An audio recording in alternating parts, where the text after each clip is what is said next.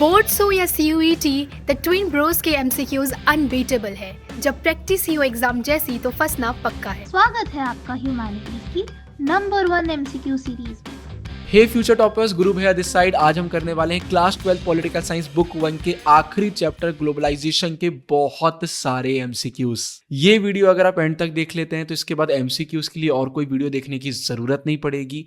आप खुद बोलेंगे भैया इस वीडियो के थ्रू पूरी एनसीईआरटी का ही रिवीजन हो गया।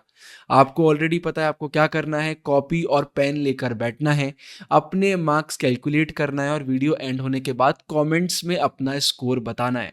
इससे होगा ये, फ्यूचर में जब आप फिर से रिवीजन करेंगे तो आप कमेंट्स चेक करके देख पाएंगे कि इस चैप्टर में पहले कितने आपने मार्क्स स्कोर करे थे, तो सीधा इंप्रूवमेंट आपको देखने को मिलेगा। तो कॉपी और पेन लेकर बैठ जाइए, ये बहुत बहुत बहुत ज़रूरी है। अब सीधे चालू करते हैं इस चैप्टर की वीडियो को बिना टाइम वेस्ट किए। एक और इंपॉर्टेंट चीज़, अगर आपको ह्यूमैनिटीज़ की भर भर के रिसोर्सेज चाहिए तो प्ले स्टोर ऐप स्टोर से हमारी application the twin Bros download कर लीजिए या फिर हमारी वेबसाइट पे चले जाइए www.thetwinbros.in। इतना मटेरियल आपको मिलेगा कि आप बोलेंगे वाह भैया मजा आ गया। क्वेश्चन नंबर 1 निकल के आता है, globalisation as a concept fundamentally deals with which of the following. तो किस चीज से हमारा ग्लोबलाइजेशन डील करता है। मैं सारे ऑप्शंस नहीं पढ़ूंगा, जहां इंपॉर्टेंट रहेंगे सिर्फ वही पढ़ूंगा, मतलब जिन ऑप्शन से क्वेश्चन बन सकता है वो पढ़ूंगा, क्योंकि एग्जाम बहुत पास आ गए हैं, आपका बिल्कुल भी टाइम वेस्ट नहीं करना है। तो अगर आप आराम आराम से करना चाहते हैं तो वीडियो को आप पॉज कर सकते हैं। बताइए, political isolation, flowing across borders, cultural stagnation, economic self reliance, किस चीज से ग्लोबलाइजेशन डील करता है। The correct answer is option number B, flows across borders. 4 type के फ्लोज होते हैं, जल्दी से बताइए, याद करने की कोशिश करिए। हमने उसे पिक निमोनिक से याद किया था, PICC, पीपल, आइडियाज, कैपिटल और commodities. Which of the following is not one of the 4 kinds of flows? आ गया क्वेश्चन के अंदर ही क्वेश्चन, कितने फ्लोज होते हैं? 4, identified in the concept of globalization. The correct answer is option number D, fixed national borders. यहां पर हम globalisation में इसकी बात नहीं करते हैं, ये फ्लोज में नहीं आता है, बाकी सारे आते हैं। What is the crucial element created and sustained as a consequence of constant global flows? जब व्हाट इज ग्लोबलाइजेशन टॉपिक के आखिरी पैराग्राफ में हम आते हैं एनसीईआरटी में, तो इसका आंसर हमें देखने को मिलता है। The correct answer is option number B, world wide interconnectedness. Why is it important to avoid drawing general conclusions about the impact of globalisation. जब हम ग्लोबलाइजेशन की बात करते हैं तो हर एक चीज को जनरलाइज क्यों नहीं करना चाहिए कि भाई सब जगह ये हो रहा है। रीजन बहुत सिंपल है, the correct answer is option number B, because its impact is vastly uneven across societies. कहीं पर पॉजिटिव है, कहीं पर नेगेटिव है, कहीं ज्यादा है, कहीं कम है, तो इम्पैक्ट बहुत अलग अलग है। Which of these is a political manifestation of globalisation. इन सारे उसमें से अगर हम पॉलिटिकल कॉन्सिक्वेंसेस की तरफ बढ़ते हैं तो कौन सा ऑप्शन सही है? The correct answer is option number B, erosion of state capacity. इस चैप्टर की जब फसना पक्का है वीडियो बनाई थी, फसना पक्का है वीडियो में हम पूरी एनसीईआरटी को निचोड़ देते हैं क्वेश्चन आंसर फॉर्मेट में, पूरे इंपॉर्टेंट क्वेश्चन आंसर पूरे PYQs करवाते हैं। वहां पर मैंने आपको बताया था कि इस चैप्टर के सबसे इंपॉर्टेंट क्वेश्चंस में से एक ये है कि पॉलिटिकल कॉन्सिक्वेंसेस बताइए। 3 टाइप के हम देखते हैं, स्टेट की कैपेसिटी इरोड हो रही है हम देखते हैं, फिर दूसरा हम देखते हैं कि स्टेट की प्राइमेसी अनचैलेंज्ड है, और तीसरा हम देखते हैं कई बार ग्लोबलाइजेशन से फायदा हो जाता है क्योंकि गवर्नमेंट अच्छे से डेटा वगैरह कलेक्ट कर पाती है। तो वो क्वेश्चन बहुत अच्छे से करना, बोर्ड एग्जाम में आता ही आता है। भले ही एमसीक्यूज की वीडियो है लेकिन वो चीजें भी मैं आपको बता रहा हूं। इस वीडियो के बाद वो वीडियो भी देख लेना तो आपके पूरे क्वेश्चन आंसर हो जाएंगे। और फसना पक्का है सीरीज के PDF वगैरह चाहिए तो एप्लीकेशन वेबसाइट पर मिलेंगे। What distinguishes contemporary globalisation from similar flows in earlier human history. तो ग्लोबलाइजेशन तो बहुत पहले से है, अब के ग्लोबलाइजेशन में डिफरेंस क्या है? द करेक्ट आंसर इज, ये भी एक निमोनिक से आप याद कर सकते हैं, SS, स्केल और स्पीड ऑफ फ्लोस का बहुत चेंज हो गया है। While not the sole cause, ये अकेला कॉज नहीं है, क्वेश्चन के अंदर भी क्वेश्चन आ जाते हैं। Which factor remains a critical element in the emergence of globalisation. The correct answer is option number B, technology. The invention of which set of technologies revolutionized communication between different parts of the world? क्या ऐसा आया था भाई जिसने पूरी दुनिया को बदला था? आज के समय तो हम एआई की बात करते हैं, बट एनसीईआरटी में क्या दिया हुआ है? The correct answer is option number C, telegraph, telephone and microchip.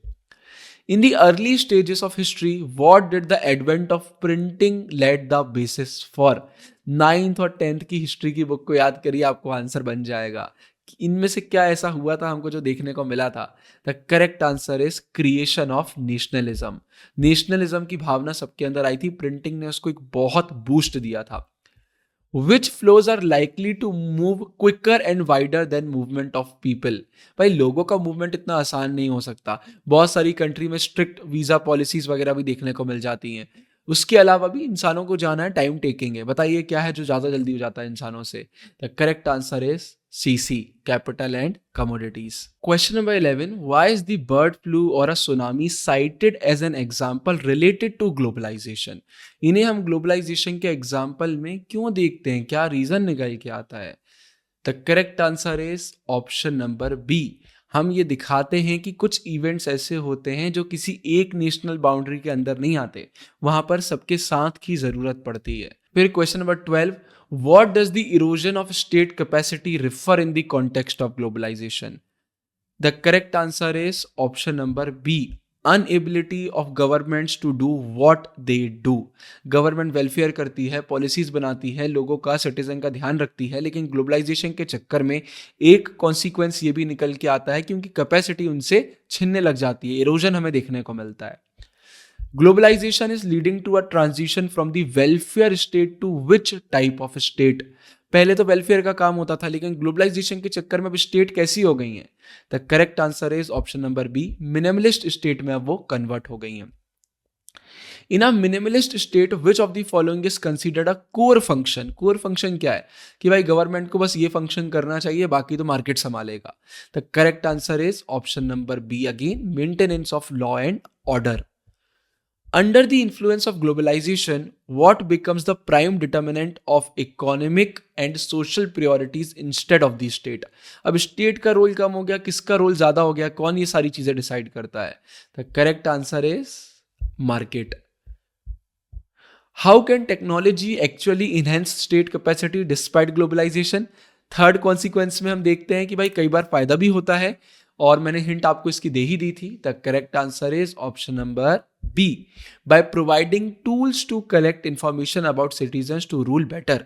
अब इंफॉर्मेशन कलेक्ट करना है, कुछ भी करना है, बहुत आसानी से हो जाता है. Economic globalisation draws immediate attention to role of which international institutions? जब हम बहुत ही नैरो माइंड से सोचते हैं तो हमारा बस कुछ इंस्टीट्यूशन पे ध्यान चला जाता है इकोनॉमिक ग्लोबलाइजेशन में. The correct answer is internationally monetary fund and world trade organisation. ये जब हम डिसइंटीग्रेशन की बात कर रहे थे यूएसएसआर की, तब भी हमने इसका नाम पढ़ा था, हम बार बार पढ़ते हैं. What is a broader way of understanding economic globalization beyond international institutions? जब थोड़ा ब्रॉडर विजन के साथ हम देखते हैं तो ग्लोबलाइजेशन में हम सबसे मेन क्या देखते हैं? The correct answer is option number A, looking at the distribution of economic gains. किसको क्या कितना मिला, किसको नुकसान हो गया, ये सारी चीजें हम देखते हैं. Operationalizing economic globalization often means that investors in rich countries can do what? ये क्या कर सकते हैं? The correct answer is option number B, कि डेवलपिंग कंट्रीज में इन्वेस्ट कर सकते हैं फ्यूचर में बेटर रिटर्न्स के लिए. Why have developed countries carefully guarded their borders with visa policies? क्यों वो नहीं चाहते कि लोग एकदम आते चले जाएं? The correct answer is option number B, to ensure that citizens of other countries cannot take their jobs. ऐसा नहीं है कि उन्हीं के लोगों की पूरी जॉब खा गए, तो ये एक करेक्ट ऑप्शन है. Critics of economic globalization often refer to the process as what? वो क्या बोलते हैं ग्लोबलाइजेशन को? वो बोलते हैं option number B, recolonisation of the world. What are social safety nets designed to do? मैंने आपको फसना पक्का वीडियो में बोला था 2 मार्क्स में आ जाता है. सोशल सेफ्टी नेट्स का मतलब क्या होता है वो भी मैं बताऊंगा, लेकिन पहले इस क्वेश्चन को आंसर करिए कि क्यों हम इनको यूज करते हैं, क्या रीजन है. The correct answer is option number B, to minimise negative effects on the economically weak. जैसे आपने राशन के बारे में सुना होगा, मिड डे मील के बारे में सुना होगा, ये सारे सोशल सेफ्टी नेट्स के एग्जांपल आते हैं कि भाई लोगों को बचाना है, जो इतना इम्पैक्ट पड़ रहा है उससे थोड़ा वेलफेयर का काम करना है क्योंकि उनको नीड है. What is the key argument made by advocates, मतलब जो सपोर्ट करते हैं of economic globalisation regarding deregulation. Deregulation मतलब क्या होता है, जब गवर्नमेंट स्ट्रिक्ट पॉलिसीज वगैरह को साइड कर देते हैं, लिबरलाइजेशन वगैरह हो रहा है, पॉलिसीज कम हो गई हैं, गवर्नमेंट का रोल कम हो गया है, फ्री ट्रेड वगैरह प्रमोट हो रहा है, तो ये क्या बोलते हैं, क्या आर्ग्यूमेंट रहता है इनका? इनका आर्ग्यूमेंट रहता है option number B, it generates greater economic growth and wellbeing. सारे नेगेटिव पॉइंट है, लेकिन एडवोकेट्स मतलब तो होता है जो पॉजिटिव साइड बता रहे हैं, तो ऑब्वियसली आंसर बनेगा नहीं, तो भी आपसे बन जाएगा। The fear that globalisation poses a threat to local cultures leads to which phenomena, किसकी तरफ ले जाता है भाई? ऐसा लगता है कि लोकल कल्चर को एक बहुत थ्रेट पहुंच रहा है। The correct answer is cultural homogenisation. भाई होमोजेनाइजेशन मतलब यूनिफॉर्म कल्चर, यूनिफॉर्म मतलब एक जैसा कल्चर, लेकिन कोई ग्लोबल कल्चर हमें देखने को नहीं मिल रहा। एक कल्चर के नाम पर हमें वेस्टर्न कल्चर देखने को मिल जाता है। McDonaldisation of the world is an example of what? It is the perfect example of the imposition of Western culture on the rest of the world. Option number B. Why is the popularity of blue jeans or burgers often linked to US hegemony? Hegemony मतलब बिल्कुल one sided इनका influence हमें देखने को मिलता है। Reason क्या है? The correct answer is option number B, ये यूएस की सॉफ्ट पावर है, because of the power influence of American way of life. हर किसी को वेस्टर्न सोसाइटी जैसा बनना है, तो हार्ड पावर तो हो गया मिलिट्री वगैरह, लेकिन सॉफ्ट पावर भी यूएसए का बहुत तगड़ा है। What is the result when external influences enlarge our choices without overwhelming traditional ones? कि आपका जो ट्रेडिशन है उसको ओवरवेलम नहीं किया जा रहा, लेकिन आपकी चॉइसेस को बढ़ा दिया। मसाला डोसा के साथ आपको बर्गर खाने भी मिल रहा है, पिज्जा खाने भी मिल रहा है, तो ये जस्ट होमो का उल्टा हो जाता है। होमो का उल्टा क्या हो जाता है? कल्चरल हिट्रोजेनाइजेशन। ये 6 मार्क्स में 4 मार्क्स में बहुत आता है कि बताइए कल्चरल कॉन्सिक्वेंसेस क्या होते हैं, तो आपको होमो हिट्रो दोनों मेंशन करना पड़ेंगे। फंसना पक्का है सीरीज में जरूर से देखना, नहीं तो पीडीएफ ले लेना वेबसाइट एप्लीकेशन से।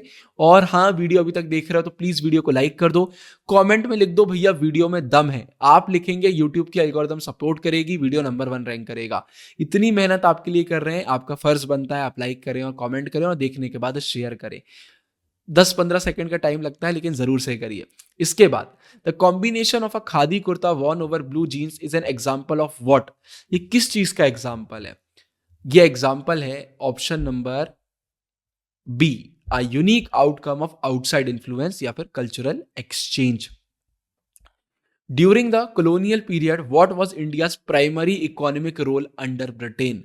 ये तो हम बचपन से पढ़ रहे हैं, ये ब्रिटिश ने हमारे साथ क्या कर दिया था? हम प्राइमरी गुड्स के एक्सपोर्टर बन गए थे और फिनिश्ड गुड्स के कंज्यूमर बन गए थे। तो भाई हमारे यहाँ से ही रॉ मटेरियल जा रहा है, सब कुछ जा रहा है और हमारे पास ही वापस आ रहा है, तो लूटने का काम हमारे साथ किया जाता था। Why did India adopt protectionist policies after independence? क्यों हमने किया? हमने क्यों अपने दरवाजे बंद किए कि भाई हम बाहर वालों को ज्यादा नहीं आने देंगे? तो एक तो भाई ब्रिटिश हमारा जो एक्सपीरियंस हमको देके गए वो काफी बेकार था, और साथ में to allow our producers to learn to make things, कि भाई हम खुद बनाना सीख सकें, खुद पहले कंपटीशन में उतर सके। वीडियो में आगे बढ़ने से पहले एक इंपॉर्टेंट बात, अगर आपको क्लास 12 ह्यूमैनिटीज के सबसे शानदार सबसे प्रीमियम नोट्स चाहिए हैं तो वो आपको हमारी एप्लीकेशन वेबसाइट पर मिल जाएंगे, डिस्क्रिप्शन में लिंक है। और अगर आपको फंसना पक्का है सीरीज का पीडीएफ चाहिए जहां पर हमने चैप्टर्स के भर भर के क्वेश्चन आंसर कराए, पूरी एनसीईआरटी निचोड़ दी है, पूरे पीवाईक्यूज इंक्लूड करे हैं, तो इसका पीडीएफ भी आपको वेबसाइट एप्लीकेशन पर मिल जाएगा। तो डिस्क्रिप्शन में लिंक है, आप वहां से ले सकते हैं। आप पहले अच्छे से डिटेल्स पढ़ लेना, उसके बाद फिर आप बिल्कुल डेफिनेटली इनको एक्सेस कर सकते हैं। और कोई भी अगर क्वेश्चन हो तो आप हमें व्हाट्सएप पे भी मैसेज कर सकते हैं, सारे चैप्टर्स इसमें इंक्लूडेड है और ह्यूमैनिटीज के सारे मेजर सब्जेक्ट्स के लिए ये चीजें आपको मिल जाएंगी। In which year did India embark on a program of economic reforms to deregulate economy? Question के अंदर क्वेश्चन की क्या हुआ, तो ये तो बहुत क्लियरली ईयर एनसीईआरटी में मेंशन्ड है। इस समय हमने एलपीजी किया था, liberalisation, privatisation, globalisation, 1991। What was the primary trigger for India's 1991 economic reforms? क्यों हमने एकदम से ऐसा किया? The reason was option number B, financial crisis and desire for higher economic growth. Left wing critics argue that contemporary globalisation is phase of what. सबसे पहले मैं एक बहुत बड़ा कंफ्यूजन क्लियर करता हूं, उससे आप इसमें कभी कंफ्यूज नहीं होंगे। जब हम लेफ्ट विंग की बात करते हैं तो हम उन लोगों की बात करते हैं जो वेलफेयर वगैरह की ज्यादा बात कर रहे हैं, वो इक्वालिटी, जस्टिस, फेयरनेस पे फोकस करते हैं। राइट विंग वालों की अगर हम बात करते हैं तो वो आइडेंटिटी, कल्चर पर ज्यादा फोकस करते हैं। उनके लिए भाई जस्टिस से ऊपर है कि भाई एक सिस्टम बना होना चाहिए सोसाइटी में, तो वो एक प्रॉपर सिस्टम होने पर, प्रॉपर तरीके से आइडेंटिटी, कल्चर होने पर फोकस करते हैं। तो अब आप राइट लेफ्ट में कंफ्यूज नहीं होंगे, बहुत सिंपल लैंग्वेज में बता रहा हूं, बाकी आइडियोलॉजीज बहुत ही कॉम्प्लेक्स है। तो लेफ्ट विंग की बात करते हैं तो इसमें से देखिए कि क्या ऐसा आपको लग रहा है जो जस्टिस, वेलफेयर, इन चीजों रिलेटेड आपको देखने को मिलता है। तो ये बोलते हैं कि ग्लोबलाइजेशन क्या कर रहा है, जो ये ग्लोबल कैपिटलिज्म है ना, ये रिच लोगों को रिच बना रहा है और गरीब लोगों को गरीब बना रहा है। अब right wing critics of globalisation in India express anxiety over what, इन्हें किस चीज से प्रॉब्लम है। तो देखिए यहां पर आप देखेंगे तो इनको मेन प्रॉब्लम इससे नहीं होगी, मतलब इक्वालिटी वाले पॉइंट भी नो डाउट इंपॉर्टेंट है, लेकिन इससे ज्यादा कल्चर, आइडेंटिटी, ये प्रॉब्लम ज्यादा इनके लिए है। तो वही है option number B, the loss of traditional values and age old ways, कि पहले से जो आइडेंटिटी, पहले से जो सिस्टम, पहले से ट्रेडिशन चल रहा है वो चलता रहे। Where was the first meeting of world social forum held in 2001, बताइए। The correct answer is Porto Alegre, Brazil. Comments में जल्दी से बताइए कि इंडिया में मीटिंग कौन से ईयर में हुई थी, आगे वो क्वेश्चन भी आएगा। The 1999 World trade Organisation ministerial meeting, year याद रखना कब हुआ था, 1999 में। In which city witnessed widespread protest, कौन सी सिटी में हुआ था, यह भी एनसीईआरटी में डायरेक्टली दिया हुआ है। Correct answer is option number C, Seattle. What is the world social forum, क्या है भाई। तो वर्ल्ड सोशल फोरम एक ग्लोबल प्लेटफॉर्म है oppose to new liberal globalisation, जो नए तरीके का हमें ग्लोबलाइजेशन देखने को मिलता है, जहां बोलते हैं फ्री ट्रेड होगा, ये होगा, और इस तरीके से डेवलप कंट्री, डेवलपिंग कंट्री को कैप्चर करती हैं, एक सॉफ्ट पावर के जैसे यूएसए यूज करता है, हमने ऊपर पढ़ा। तो इन सारी चीजों के लोग अगेंस्ट में बात करते हैं, थोड़ा फेयरनेस की बात करते हैं। Which specific plants patented by American and European firms caused opposition in India? तो ये तो बहुत बेसिक है, नीम हम बहुत पहले से यूज कर रहे हैं, आप कैसे पेटेंट करवा लोगे। फिर question number 39, resistance to globalisation from the political right in India has included objections to what, high growth rate, celebration of Valentine's day, use of microchips, the role of IMF. फिर identity की तरफ जाओगे तो Valentine's day ऐसा है जो आपकी identity change करने की कोशिश कर रहा है, तो ये करेक्ट है। Which of the following is an example of the movement of commodities, तो इन सब में से कमोडिटी का मूवमेंट कौन सा है। द करेक्ट आंसर इज, जो स्टार्टिंग में 3 एग्जाम्पल आते हैं, रामधारी जी अपनी बेटी के लिए चाइनीज मैन्युफैक्चर्ड साइकिल ले रहे हैं, तो ये प्रोडक्ट का मूवमेंट है, कमोडिटीज का मूवमेंट है। Some farmers in India committed suicide because they bought expensive seeds from where, कहां से लिए थे उन्होंने। Correct answer is option number B, multinational companies. What is the soft power of US hegemony, ये तो हमने ऊपर देखा, बताइए इसमें से क्या है, थोड़े से ऑप्शन चेंज हो गए। The correct answer is the popularity of American consumer goods and lifestyles. Which of the following groups is part of world social Forum coalition, आ सकता है, बताइए इनमें से कौन है, इतने सारे उसमें से। The correct answer is human rights activist and environmentalist. ऊपर जो मैंने क्वेश्चन पूछा था, the 4th meeting of world social forum was held in which Indian city in 2004, याद रखिएगा ईयर क्वेश्चन के अंदर question. The correct answer is Mumbai, option number B. In February 2024, question के अंदर question, where was the latest meeting of the world social forum held, कहां पे हमें latest meeting देखने को मिली। The correct answer is Nepal. Why do some economists describe economic globalization as recolonization? क्यों बोलते हैं कि ये वही इंपीरियलिज्म का एक हमें भाई सा देखने को मिलता है, रिकॉलोनाइजेशन है, वापस से कैप्चर करने की कोशिश करी जा रही है। The correct answer is option number B, because weaker countries face economic ruin and external control. भाई ये बड़े बड़े इंस्टीट्यूशंस के थ्रू डेवलप कंट्रीज इनको फोर्सफुली कंट्रोल करने की कोशिश करती है, मैनिपुलेट करती हैं, फोर्स करेंगी, बहुत तरीके रहते हैं। What does the term cultural heterogenisation imply, इसका मतलब क्या होता है, बताइए। यहां पर भी हमने एक निमोनिक से याद किया था इसको, डबल डी, कल्चर और डिफरेंट और डिस्टिंक्टिव हो जाते हैं, तो ये हीट्रोजेनाइजेशन है। होमो से मोमो याद रखिए, मोमो पूरा वाइट रहता है, वाइट मतलब यूनिफॉर्म, तो होमो हो गया हमारा यूनिफॉर्म, और होमो का उल्टा हो गया हीट्रो। ऐसे याद कर सकते हैं, मैं क्लासेस में भी बच्चों को ऐसे ही याद करा रहा हूँ।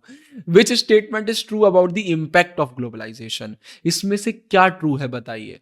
The correct answer is option number C, ये एक मल्टी डायमेंशनल फिनोमेना है, कोई एक डायरेक्शन में नहीं है, इसके बहुत सारे मैनिफेस्टेशन देखने को मिलते हैं। How has globalization affected the choice of a consumer like Ramdhari, तो रामधारी जी की चॉइस में क्या अंतर आया भाई, एमसीक्यू से हो सकता है आ जाए, मतलब एग्जाम्पल्स के थ्रू हो सकता है एमसीक्यू में क्वेश्चन आ जाए। तो क्या हुआ भाई, इन्हें अफोर्डेबल रेंज में प्रोडक्ट मिल रहे थे, बाइसिकल वगैरह मिल रही थी, तो इनकी चॉइसेस बढ़ गई हैं, option number B. Moderate supporters, जो बहुत एक्सट्रीम सपोर्ट नहीं करते, बीच बीच में मतलब एक बैलेंस्ड अप्रोच के साथ आगे बढ़ते हैं, वो जो सपोर्टर हैं, believe that the challenges in present can be dealt with how. कैसे बोलते हैं, वो बोलते हैं कि हमें ग्लोबलाइजेशन को रिजेक्ट नहीं करना है, बट इंटेलेक्चुअली इंटेलिजेंटली हमें उसको क्रिटिकल थिंकिंग के साथ एक्सेप्ट करना है। अनक्रिटिकल एक्सेप्टेंस नहीं होना चाहिए कि बस ऐसे ही कर लिया। आप नोटिस कर रहे होंगे पूरी एनसीईआरटी कवर हो रही है, पूरे एमसीक्यूज कवर हो रहे हैं, तो प्लीज वीडियो को लाइक करिए और कमेंट करिए। Which technologies advent led the basis for the creation of nationalism in Europe, ये तो हमने ऊपर भी देखा हुआ है। The correct answer is option number C, printing. What is the digital economy are result of, ये किस चीज का रिजल्ट रहता है digital economy.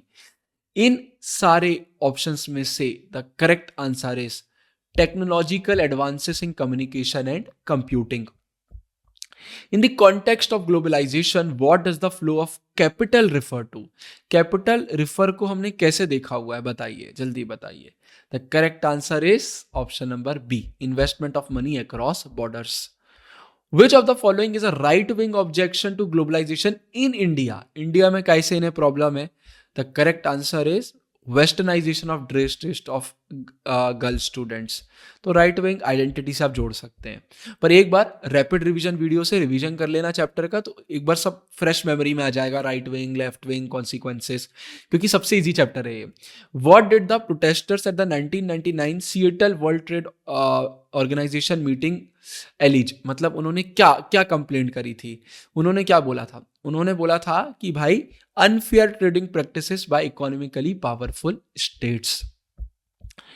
How have left wing protest against economic liberalization been expressed in India aside from political parties, तो एक तो political party के थ्रू इन लोग अपनी आवाज उठाते हैं, और कौन सा तरीका है। The correct answer is option number B, through Indian social forum and other platforms. Globalization involves the shunting of what between two और मोर प्लेसेस, सीधा एनसीईआरटी का टर्म है। शंटिंग मतलब शिफ्टिंग बोल सकते हैं आप, इधर से उधर शिफ्ट करना, तो ये वर्ड हमने यूज किया है मनी, मतलब हमारे कैपिटल वाले फ्लो के लिए। Correct answer is capital. Which of this is not a manifestation of globalisation. The correct answer is option number D, biological. The minimalist state performs which of the following, तो जो minimalist state है वो क्या करते हैं, तो वो बहुत गिने चुने काम करते हैं जो उनके कोर फंक्शन है, और वो क्या है, maintenance of law and order, option B. Critics from the left are worried about the weakening of what, वो किससे बहुत प्रॉब्लम है कि ये वीक नहीं होना चाहिए, बहुत इजी क्वेश्चन है। The correct answer is option number A, the capacity of state to protect the poor. भाई स्टेट ही तो बचाएगा, अगर उसकी कैपेसिटी कम हो जाएगी तो फिर कौन बचाएगा। वीडियो अभी तक देख रहे हैं तो फिर से रिमाइंड करा रहा हूं, फंसना पक्का है का पीडीएफ आपको डिस्क्रिप्शन में मिलेगा लिंक। आपको अगर हमारे ह्यूमैनिटीज के सबसे शानदार प्रीमियम नोट्स चाहिए, या फिर आपको चाहिए ह्यूमैनिटीज का फ्री मटेरियल, सब कुछ मिलेगा आपको हमारी एप्लीकेशन वेबसाइट पर, तो जरूर से डाउनलोड करिएगा। प्रीमियम नोट्स देखकर हमारी फंसना पक्का है, जहां पर पूरे पीवाईक्यूज इंपॉर्टेंट क्वेश्चन से इंक्लूडेड है, वो पीडीएफ देखकर आपका दिल खुश हो जाएगा। इतने सारे बच्चे मैं आपको बता नहीं सकता जिन्होंने डाउनलोड भी कर लिया, प्रिंट भी करवा लिया हमारे फंसना पक्का है के पीडीएफ, और उनको यूज कर रहे हैं। तो अच्छे से सारी डिटेल्स पढ़िएगा और उसके बाद फिर आप ले सकते हैं। What happened to India's economic growth rate during the protectionist era, तो इस समय क्या हुआ था, बहुत तेजी से बढ़ रही थी, कम हो रही थी, क्या हो रहा था, एनसीईआरटी में दिया है। इट वॉज फेयरली स्लगिश, ये हमारा ऑप्शन बी सही है। Advocates of globalization argue that it benefits the whole world because it allows each economy to do what? ये सारी इकोनॉमी को क्या परमिशन देता है, ये भी एनसीईआरटी की सीधे सीधे लाइन है। Option number B, do what it does best. Economy सबसे बेस्ट क्या करती है? ग्रोथ करती है, वो आगे बढ़ती है, स्पेशलाइजेशन करती है, उसमें ये सीधे सीधे मदद करता है। Why is the impact of globalization said to be uneven? क्यों अनइवन है? कुछ क्वेश्चन जानबूझ के मैंने घुमा फिरा के रिपीट किए हैं क्योंकि ये बार बार रिपीट होते हैं बोर्ड एग्जाम में। ये सीरीज बहुत सोच समझ के बनाई गई है। तो भाई, it affects some societies and parts of societies more than others. Which of these is an example of the globalization of ideas? Ideas का कौन सा फ्लोज है जो एग्जाम्पल के उसमें सही बैठेगा? The correct answer is spread of internet and computer related services. हर चीज एक समय आइडिया थी भाई, आज आप एआई यूज करते हैं, एक समय वो भी आइडिया था। What is the fundamental concern regarding the distribution of economic gains in globalization? क्या है बताइए? इसमें जो सबसे बड़ा क्वेश्चन आता है हमारे गेन से रिलेटेड वो ये आता है, who gets the most and who loses from it? भाई हर किसी को तो प्रॉफिट नहीं होगा ना। अब थोड़े असर्शन रीजन वाले क्वेश्चन देखते हैं। Assertion, globalization is a multi dimensional concept. Reason, it has political, economic and cultural manifestations that can not be adequately distinguished. बढ़िया है यार, ये तो डायरेक्टली एनसीईआरटी की लाइन्स आ गई हैं, मतलब दोनों सही हैं। कहीं ना कहीं एक्सप्लेनेशन भी सही लग रहा है। गलत। The correct answer is option number C, A is true but R is false. Can not word दिया हुआ है भाई, इन्हें हम डिस्टिंग्विश कर सकते हैं। तो एनसीईआरटी के एक एक वर्ड को चेंज करके भी आपका गलत हो जाएगा अगर आपने सही से नहीं पढ़ा हुआ है तो। अगला, the old welfare state is giving way to a more minimalist state. The state now withdraws from many of its earlier welfare functions like health and education, letting the market become the prime determinant. तो ये वाले की अगर बात करते हैं तो हमें असर्शन भी सही देखने को मिल रहा है, रीजन भी सही देखने को मिल रहा है कॉन्सिक्वेंसेस वाले सेक्शन में, और एक्सप्लेनेशन भी सही है। तो ऑप्शन ए हमारा सही है। Globalization inevitably leads to the shrinking of the rich cultural heritage of the entire globe. The process of cultural heterogenization involves the imposition of western culture on the rest of the world। बताइए क्या सही है? The correct answer is option number C. भाई A तो true है, B भी true हो जाता, मतलब आर भी ट्रू हो जाता अगर यहां पर होमोजेनाइजेशन लिखा होता, बट एक वर्ड ने इसको गलत कर दिया। In India the protectionist policies adopted after independence generated their own problems. While some advances were made, critical sectors like health and primary education did not receive the attention they deserved, leading to sluggish growth. The correct answer is option number A। दोनों सही है, explanation भी सही है, और ये अपने आप में दो क्वेश्चन बन रहे हैं। कौन से सेक्टर में ध्यान नहीं दिया, कैसी ग्रोथ थी, तो दो क्वेश्चन इसी के अंदर बन गए। क्वेश्चन के अंदर ही बहुत क्वेश्चन बन जाते हैं। Developed countries have carefully guarded their borders with visa policies. Globalization has led to massive and equal increase in movement of people across the globe compared to the movement of capital. Oi, the correct answer is option number C. A is true but R is false. 71. Consider the following statements regarding the causes of globalization and identify the correct ones. Pause करिए screen को, इनको read करिए। मैं चाहता हूं आप read करें क्योंकि रीडिंग में ही बहुत बच्चे गलती करते हैं, एक एक वर्ड मिस कर देते हैं। फिर मैं आपको बताता हूं correct answer. The correct answer is option number B, 1, 2, 4, 3 सही नहीं है। Globalization emerges solely because of the availability of improve communication. भाई टेक्नोलॉजी भी तो है, ट्रांसपोर्ट भी तो है, तो ये एक गलत है। ठीक है, बाकी सब सही है तो उनसे भी एमसीक्यूज बन सकते हैं। Which of the following statements about the world social forum are correct? It is a global platform opposed to neoliberal globalization. It includes environmentalist, labor, youth, women activists.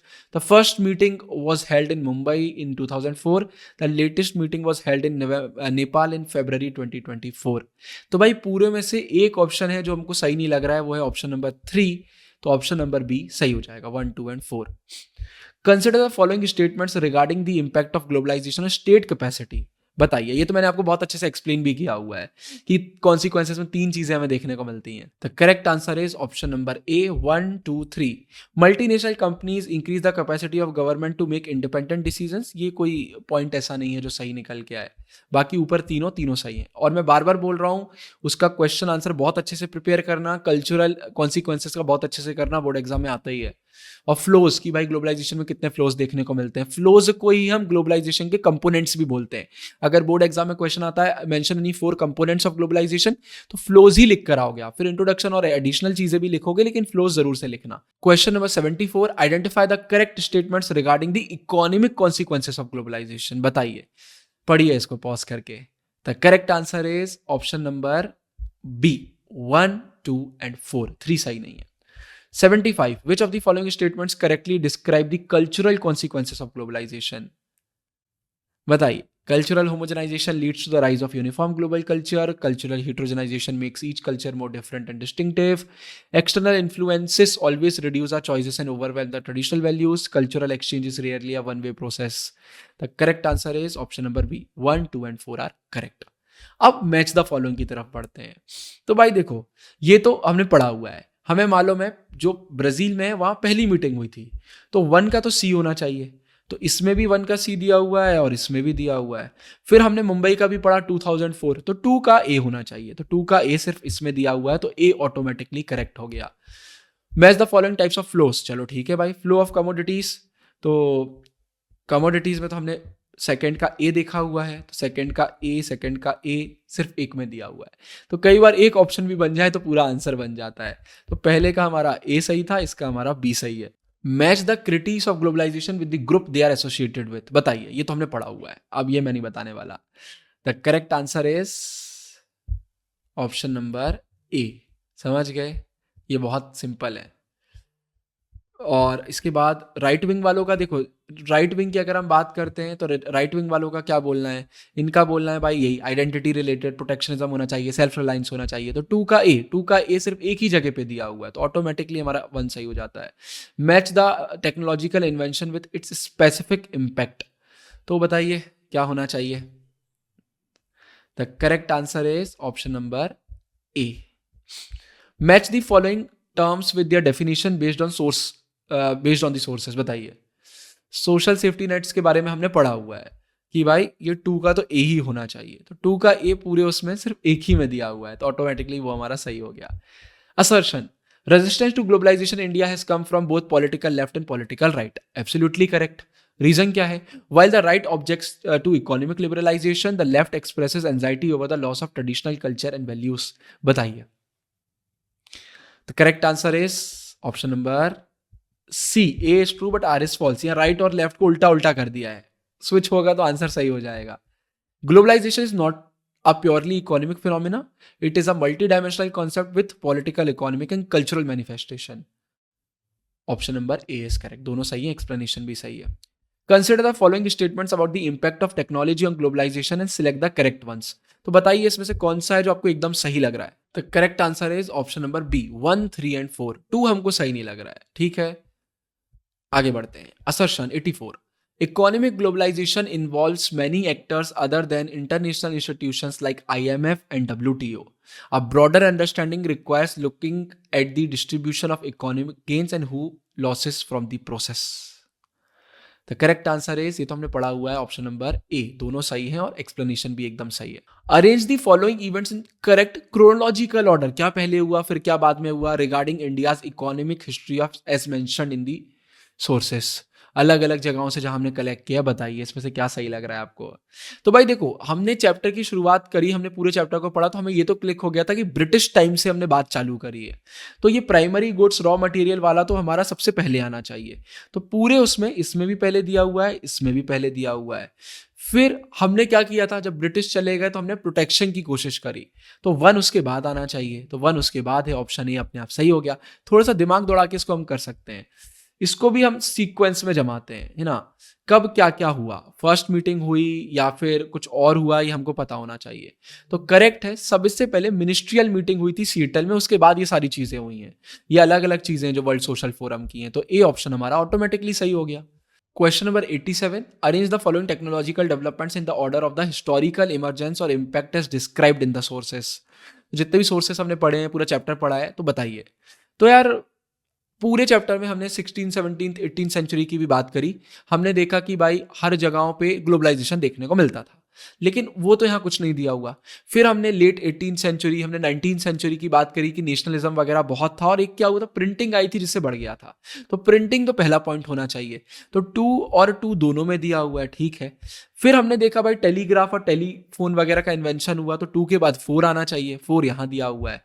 फिर 1 आना चाहिए और 1 के बाद फिर 3 आना चाहिए। तो वही है, आप थोड़ा सा दिमाग दौड़ाएंगे बन जाएगा। ऑप्शन डी करेक्ट है। इसमें बताइए, जल्दी से बताइए, तो बहुत ईजी है कि इंडियन स्टेट में क्या शिफ्ट रोल में देखने को मिला है। The correct answer is option number, आप कॉमन सेंस यूज कर सकते हैं इसमें। तो सबसे पहले तो हम कॉलोनी थे, तो बी और सी, सिर्फ सी और डी में से कोई सही होगा। इनमें से आप देख लीजिए आपको कौन सा सही लग रहा है। The correct answer is option number D, 1 2 1 3 2 1 4। 4 आखिरी में आएगा, ट्रांजिशन वाला आखिरी में आएगा। ठीक है, ये एक इंपॉर्टेंट है, सिंपल क्वेश्चन। और इसी के साथ ये चैप्टर का हमारा वीडियो कंप्लीट हो जाता है। अगर वीडियो आप अभी तक देख रहे हैं, वीडियो पसंद है तो लाइक करिए, कमेंट करिए। कमेंट आप करते हैं तब तो हमारा और वीडियोस बनाने का मन करता है। डिस्क्रिप्शन में आपको फ्री कोर्स का लिंक मिल जाएगा, प्रीमियम नोट्स मिल जाएंगे, फंसना पक्का है पीडीएफ मिलेगा। सिंपली एप्लीकेशन डाउनलोड कर लीजिए, वेबसाइट पर चले जाइए या फिर सारी डिटेल्स आपको वहाँ पर मिल जाएंगी। डिस्क्रिप्शन में सब कुछ है और कोई भी प्रॉब्लम हो तो आप व्हाट्सएप पर भी हमसे कनेक्ट कर सकते हैं। इस वीडियो के लिए इतना ही। साइनिंग ऑफ, गुरु भैया। याद रखिए आप हैं फ्यूचर टॉपर। मेरी दोनों सेल्फ हेल्प बुक आपको अमेजॉन, फ्लिपकार्ट पे मिल जाएंगी। डिकोडिंग ह्यूमैनिटीज सिर्फ और सिर्फ ह्यूमैनिटीज वाले बच्चों के लिए। Everything boils down to awareness, हर एक उसके लिए जो लाइफ में ग्रो करना चाहता है। डिस्क्रिप्शन में दोनों बुक्स के सैंपल पीडीएफ्स मिल जाएंगे। पहले सैंपल पीडीएफ को पढ़िए, पेजेस पढ़ के अगर मजा आए तो फिर आप ऑर्डर कर सकते हैं।